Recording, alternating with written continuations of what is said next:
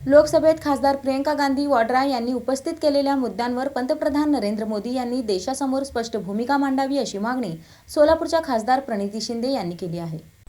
काँग्रेस खासदार प्रियंका गांधी वाड्रा यांनी लोकसभेत उपस्थित केलेल्या मुद्द्यांवर पंतप्रधान नरेंद्र मोदी यांनी देशासमोर स्पष्ट भूमिका मांडावी अशी मागणी सोलापूरच्या खासदार प्रणिती शिंदे यांनी केली। त्या म्हणाल्या, विद्यार्थ्यांवरील कथित अन्याय, आंदोलनादरम्यान झालेला लाठीमार, अश्रुधुराचा वापर आणि हिंसाचाराच्या घटनांबाबत केंद्र सरकारने स्पष्टीकरण द्यावे। या कारवाईचे आदेश कोणी दिले आणि त्यामागचे कारण काय होते हे देशासमोर स्पष्ट झाले पाहिजे। महिलांवरील कथित अत्याचारांच्या घटनांवरही सरकारने उत्तर द्यावे अशी मागणी करत त्यांनी देशातील नागरिक आणि विद्यार्थ्यांना न्याय व उत्तरदायित्व अपेक्षित असल्याचं सांगितलं। बिल्कुल जो प्रियंका जी ने फैक्ट्स रखे कांग्रेस पार्टी की तरफ से, प्रधानमंत्री को जवाब देने की जरूरत है, गृह मंत्री को माफी मांगने की जरूरत है।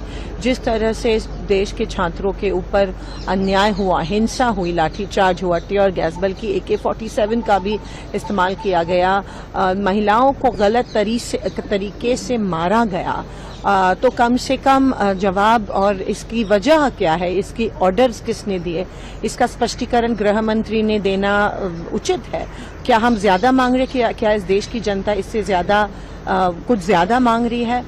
बल्कि ऊपर से जब देश मातम मना रहा था, जब RML हॉस्पिटल में एक पीड़ित मां अपनी बेटी के लिए रो रही थी, जब कहीं और महाराष्ट्र में एक लड़की ने सुसाइड किया था, तब यहाँ पे जिस शिक्षा मंत्री ने रेजिग्नेशन दिया था उनका जश्न मना रहे थे, उनका स्वागत और सत्कार कर रहे थे।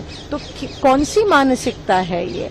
जब देश इतने टर्मोइल से जा रहा है युवकों को और छात्रों को लेके, बीजेपी जश्न मना रही है। और क्या प्रधानमंत्री और गृह मंत्री डर गए हैं? क्या उनमें हिम्मत नहीं है? वो इतने डरे हुए हैं कि सदन में आ भी नहीं सकते हैं, विपक्ष के सामने, लोगों के सामने आ भी नहीं सकते, जवाब नहीं दे सकते, सिर्फ अलग अलग एंगल से वीडियो अपलोड कर रहे हैं। विद्यार्थ्यांवरील कथित अन्याय आणि आंदोलनादरम्यान झालेल्या कारवाईची पारदर्शक चौकशी करून दोषींवर योग्य कारवाई करावी अशी मागणीही खासदार प्रणिती शिंदे यांनी केली।